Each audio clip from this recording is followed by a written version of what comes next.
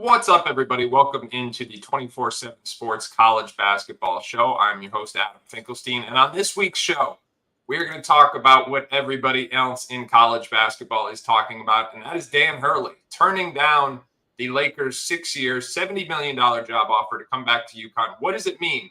We will have a little bit of a unique take on that one. Then we are going to talk about some of the biggest storylines in college basketball next season. Obviously, Hurley's return and UConn's quest for a three-peat is right on top of that. And then about almost 2 weeks out now from the NBA draft, I have a new mock up at cbssports.com, and we're going to be bringing you the latest intel that fueled that mock draft. But before we get into all that, I'd like to welcome in 24/7 Sports and CBS Sports college basketball writer Isaac Trotter to join me on the show. So, Isaac, there's only one place to start here. And as you know, I live in the state of Connecticut, and this was a stressful 5 days for a lot of people.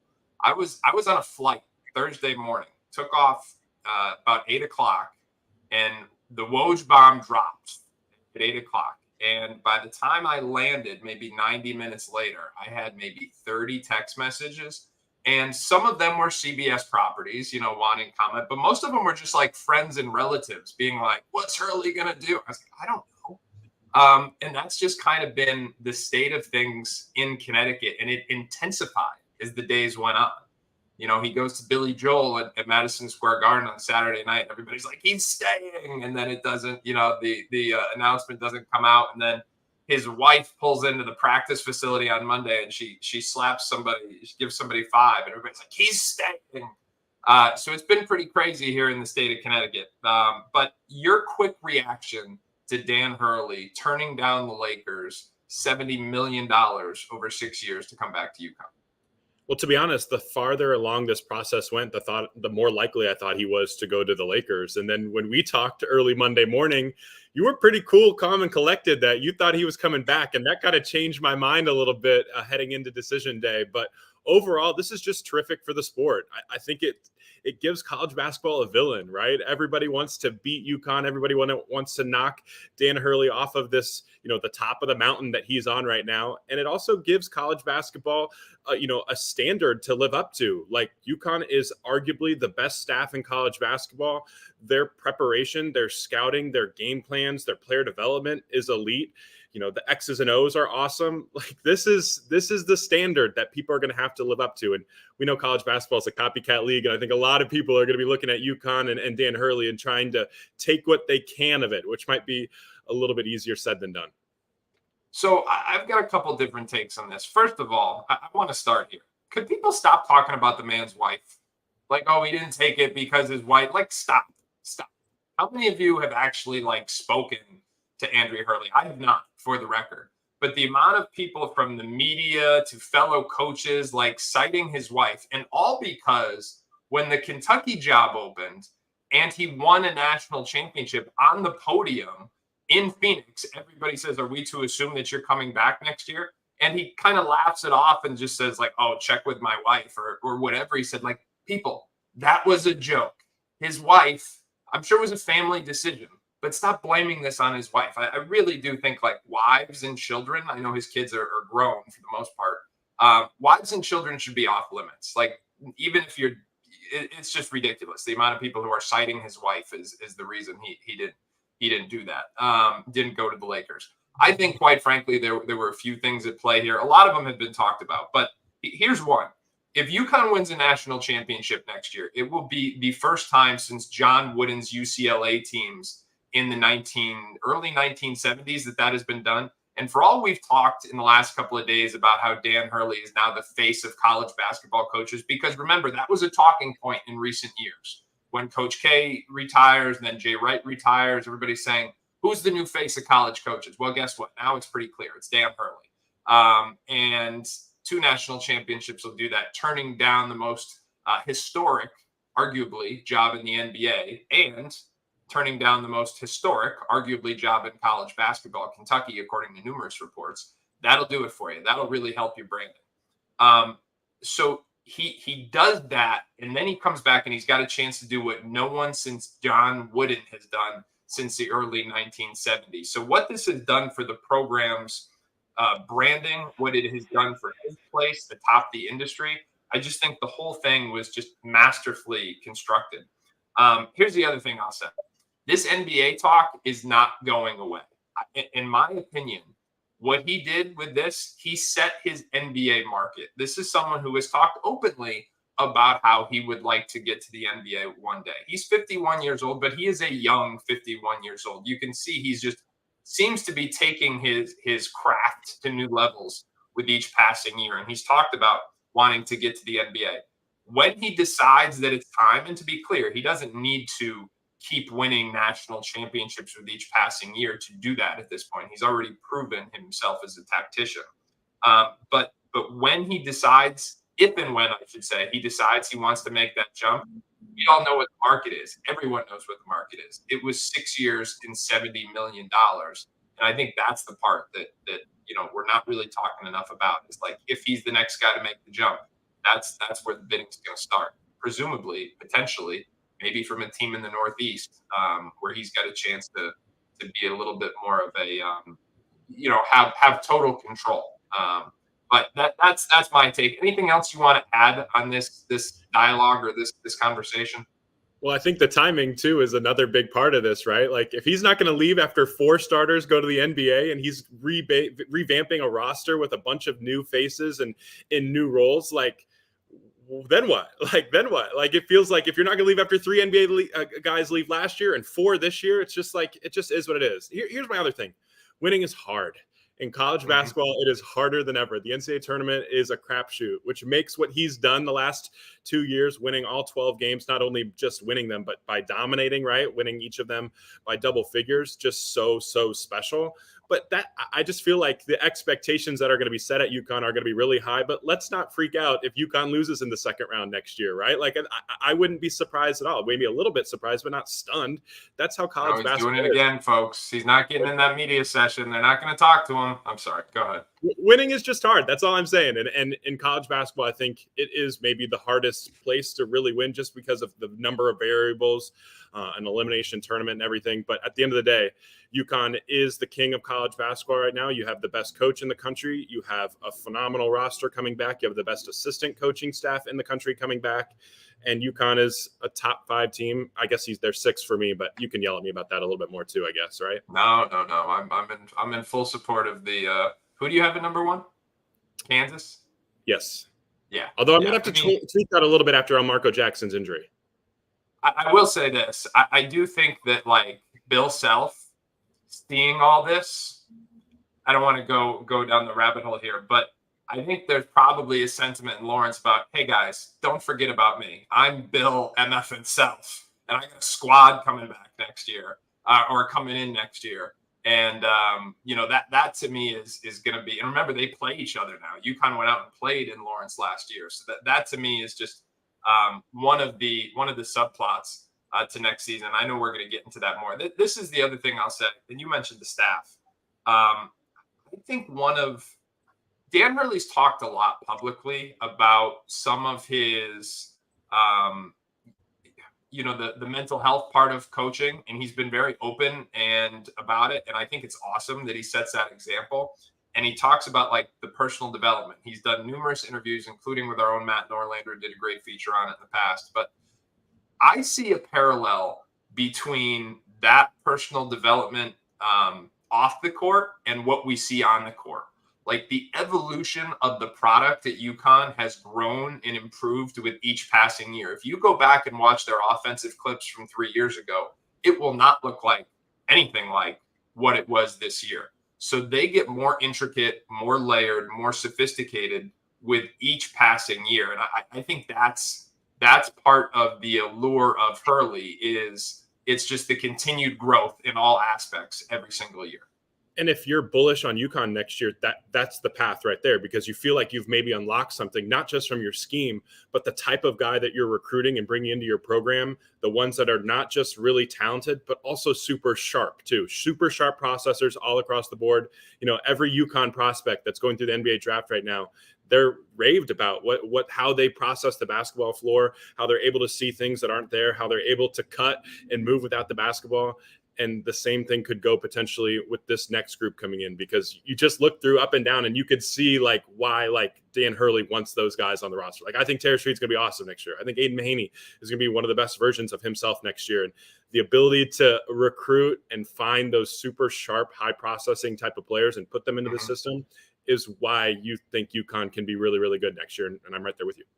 And those alpha competitors too. But hey, that's all right. That's enough on UConn. We've got Hurley now. The Hurley news is in the rearview mirror, and we can turn our attention to college basketball season. It's shaping up to be a season. Remember, I think you have an article up now on 247sports.com about the biggest storylines heading into next season. We're going to talk about a few of them now, but first, remember, it's a 60% off the annual VIP subscriptions. It ends tonight at midnight. That doesn't just mean you get access to these special articles, but it means you get access to all the community components and the in-depth team coverage, recruiting rankings, transfer portal intel. And I'll tell you what happens in those chat rooms, the intel in there is absolutely first-class stuff, and you get the kind of intel that you won't find anywhere else. So be sure to check that off. 60% off, ends tonight at midnight. All right, Isaac, UConn, Dan Hurley, quest for the three-peat. That is obviously the first major theme of next season. But you've got another one, and it's based in the state of Alabama. Tell me about that. Yeah, like we have two football schools who are going to be awesome in basketball next year. The rivalry is going to be there. The jealousy factor going back and forth between Auburn and Alabama. Like both of these programs have a chance to be, I think they're top 5 rosters in college basketball next year. They're both going to be rivals. They both have a little bit of hatred kind of going back and forth after the Aiden Holloway decision to leave Auburn and head to Alabama. He kind of crosses enemy territory there and let a few people know about it on his way out. So the SEC is going to be a bear. I think if you're trying to build or find those teams that could potentially knock UConn off, it's probably one of the teams in the SEC. And I think Alabama and Auburn are going to be, kind of near the top of that list. And it's just going to be really fun. Those wars against each other are going to be high level stuff between Bruce Pearl and Nate Oates. And it just kind of goes back to the NIL factor of Auburn has really poured resources into their basketball program, and they're seeing the rewards of it now. Alabama has really poured resources into its basketball program, keeping Nate Oates, establishing their NIL, bumping it up even more, because it wasn't a strength last year. Now it is a strength, and now you're seeing the results of it. And both those teams are going to have a big say in the SEC race, and those wars against each other. Like I already am circling those dates. Like those are going to be high level games.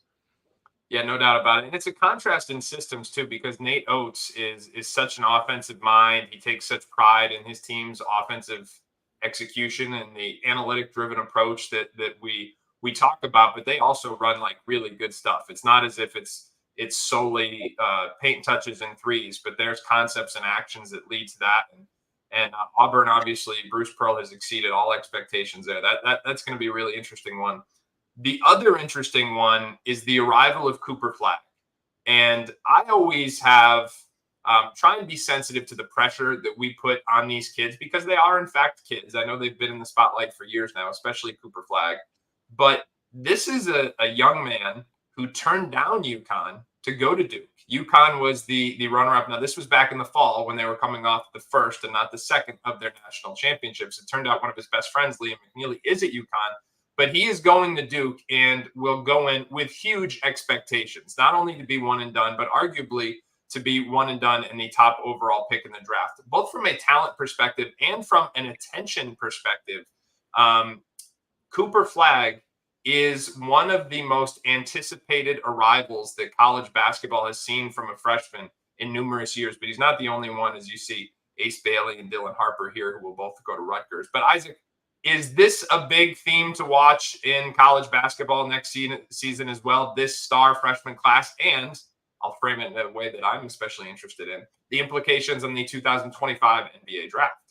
Yeah, I mean, if you just look at like my All-American team from last year, there was no freshman on it. Like there wasn't. Like there were good freshmen, the Rob Dillinghams, the Reed Shepard, Jared McCain. Some freshmen had good years, but they weren't like program changing type of freshman. And I wonder if this class of 2024 is going to have a chance to be one of the special ones that comes through and give this college basketball's older, but give them a little bit of a new blood, this new juice coming in. And Flagg's obviously a huge part of that. He's going to be an elite defensive prospect from the moment he steps on campus at Duke.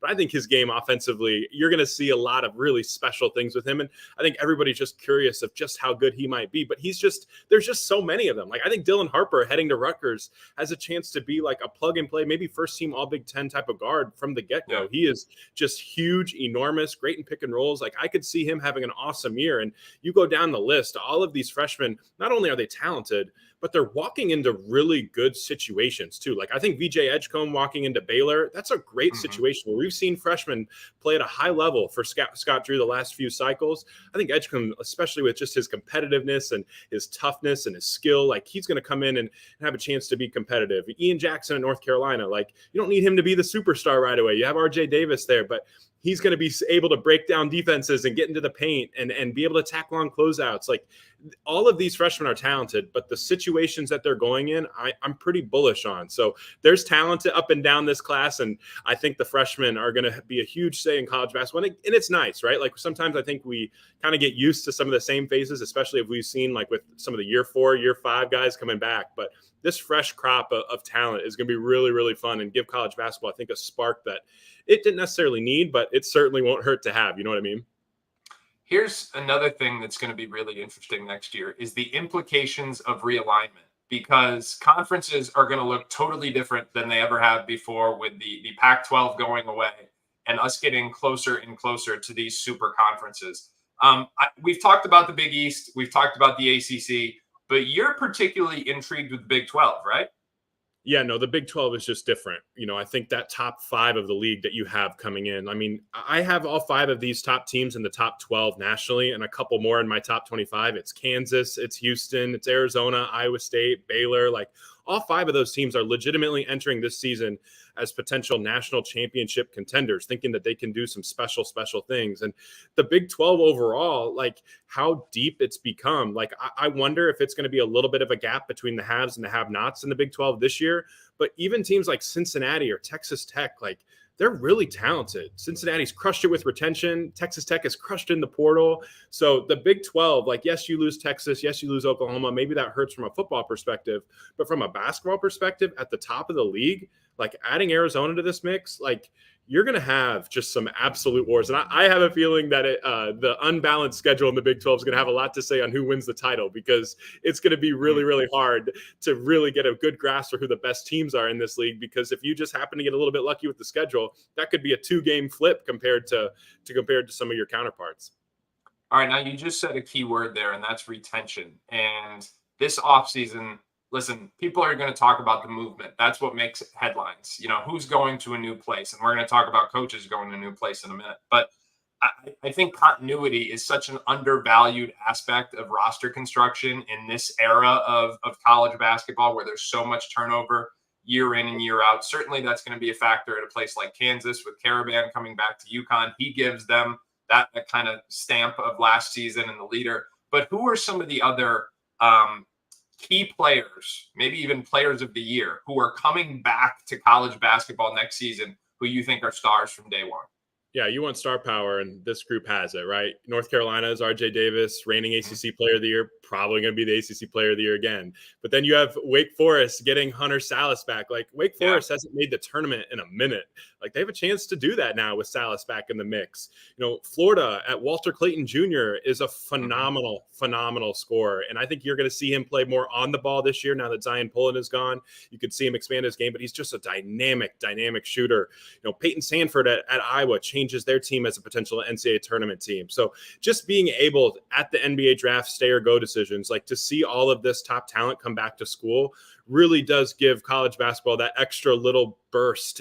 And if you look at North Carolina, like, they're not a national title contender without RJ Davis. And now you get him. You look at Wake Forest, like you can start thinking about maybe the best season that Wake Forest has had in decades. Yeah, they're going to be good. With Hunter Salas. Like this could go down as one of the all-time seasons. So yes, the retention is huge. We always talk about who you're getting in the portal, who you're coming in the recruiting class.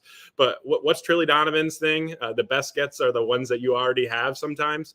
Like that's the case for a lot of these type of stay or go decisions that swung toward the college ranks instead of staying in the NBA. All right, so let's talk about new faces instead of retention, but let's talk about the coaches who are in new places. And obviously, this begins with John Calipari, one of the biggest individual brands in all of college basketball. He is on the move. And we have, shall we say, I don't want to say old faces in new places, but certainly some experience at Mark Pope replacing him at Kentucky. But what are some of the more compelling storylines along this narrative? Yeah, there's so many, right? I think of Dusty May to Michigan. Everyone has loved that hire from the very beginning.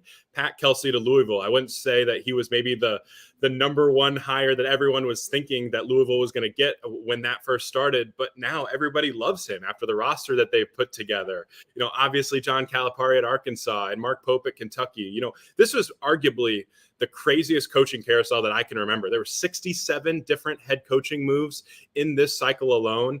I think of SMU getting rid of Rob Lanier right at the last second and what that kick started, right? Because then Andy Enfield left USC for the SMU job. Eric Musselman left Arkansas for USC. Calipari leaves Kentucky for Arkansas. And then Mark Pope obviously leaves BYU for Kentucky. So it's just, there's so many different ripple effects of this. And I think the big thing, especially with all these new coaches, is we saw a lot of examples of after year one, oh, this coach is awesome. Think of Dennis Gates. And after year one, we thought Lamont Paris was really struggling at South Carolina. A year later, it's completely different. Mizzou doesn't win a game in year two in SEC play under Dennis Gates, and South Carolina under Lamont Paris heads the NCAA tournament. So I think it's fair that we need to give them nuance. We need to give them time. Sometimes we're not going to really understand who wins these divorces for 3 or 4 more years, but the roster decisions that have been made so far by some of these new coaches is interesting. And Calipari is loaded up with star power. Kentucky is loaded up with really, really great shooting. Louisville had no point guard play and no vets, and they went out and got a point guard and a lot of veterans. Michigan goes and gets a little bit of continuity with Vlad Golden from FAU, but then goes and gets a lot of guards who are comfortable playing, that drive and kick offense that Dusty May wants to do. So it's just fascinating to see how these new coaches are going to build these rosters. And, obviously they're going to be top of mind when the season rolls around in a couple months. Isaac, my man, I appreciate you as always. Everybody, you can check out Isaac's work on 247sports.com. He's also doing some stuff for CBS right now. But everybody, be sure to check us out on the 24/7 Sports College Basketball Show. You're watching it right now. Tuesdays at 5 p.m. Eastern. You can find us right here, the 24/7 Sports channel. It's your one-stop shop for the latest in all things college basketball. All right, right now on CBSSports.com, you will find my latest NBA mock draft. Here are my top 10 picks. Alex Sarr, he's going number 1 to Atlanta. I've got Donovan Clingan at number 2 to Washington, Zachary Rissache at 3, Reed Shepard 4 to the Spurs, Manas Buzelis, Stephon Castle, Dalton Knecht, Tidjon Saloon, Ron Holland, and Cody Williams. All right, now, in previous episodes of this show, as well as on the Ion College Basketball YouTube page, we have broken down these players. Instead, today, we're going to talk about the intel that helped shape that mock draft, because that's what that mock draft is based on. Let's start with the top overall prospect, at least from Vegas's standpoint, in terms of betting favorite to go number 1, and that's Alex Sarr. Here's what my expectation is for Alex Sarr as it stands today, 15 days before the draft. I think Sarr goes either 1 or 2. I think Atlanta has a real dilemma on their hands. They're going back and forth, not just with Sarr and Rissache, but they've had Clingan in. They're going to have some other guys in. If Atlanta doesn't take Sarr at number 1, I expect Washington will take him at number 2. So I believe he only has 2 landing spots. That's Alex Sarr, the betting favorite to go number 1 in the draft right now, according to Vegas. After Sarr, let's talk about another Frenchman, Zachary Rissache. Now, his range is a little wider than Sarr's. He, too, is in the mix at number 1. I think he's very, very possible he goes to Atlanta with that top overall pick.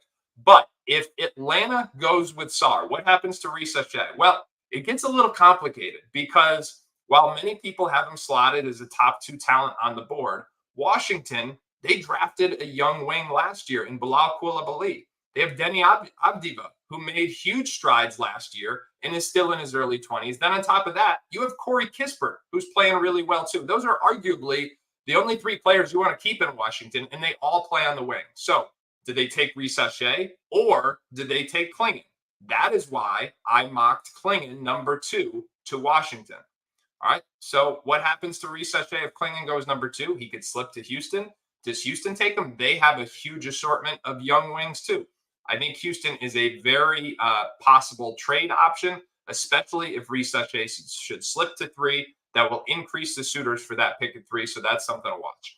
All right. Now let's talk about Donovan Clingan. As I mentioned before, he had a workout in Atlanta, allegedly a very impressive workout. That has fueled some rumors on social media that Atlanta could be looking to trade down in the draft and potentially get Clingan a little later in the lottery, a la what Boston did a few years back with Jason Tatum, even what Indiana did last year with Jarris Walker. They get the guy they want and they pick up another asset in the process. But that is probably not the most likely destination. Washington is where I currently have him mocked. And as I explained, that could come down to him and Risa Shea. If Sarr is on the board at 2, Washington, I think, will take Sarr. What happens if Clingan doesn't go 1 or 2? I do not expect Clingan to go to San Antonio at 3. I'm sorry, San Antonio at 4.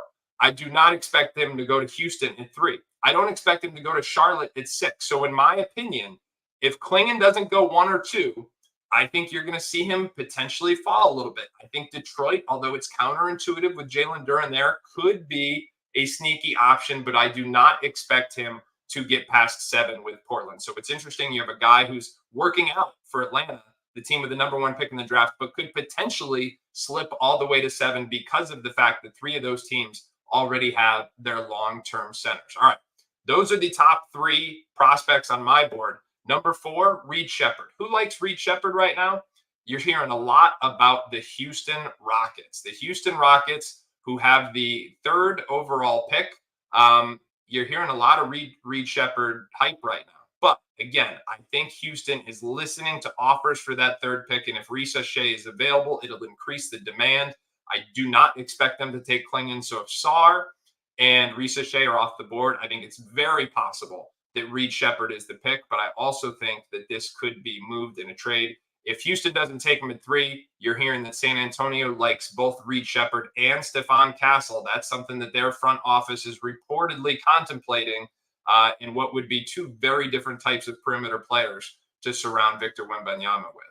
All right, the last player that we're going to talk about is Matas Buzelis. Now, this is what's interesting because Buzelis is someone right now that the entire draft community, myself included, is mocking to Detroit. Okay, everybody thinks Detroit's going to take him, and it makes sense because they've got a hole at that 4 spot, and he would fit nicely with their collection of young players. But to me, when everybody is thinking the same thing, it's an indication that something different is going to happen, and we're all just subscribing to groupthink. Remember, Trajan Langdon, he's in charge over there in Detroit right now, and we don't know what his draft history is. He's coming from Atlanta, but now the final decision is his. So while Buzelis may make some sense on the current roster, we don't know if Langdon likes that roster, if he's going to move off those guys. This could be something totally unexpected. So right now I have Buzelis locked in there, but this is one of the points in the draft at number 5 where I think things could really get interesting because you could get an unexpected variable that could shift the rest of the lottery. Again, my latest mock draft is available right now, cbssports.com, and it's based on all these hypothetical variables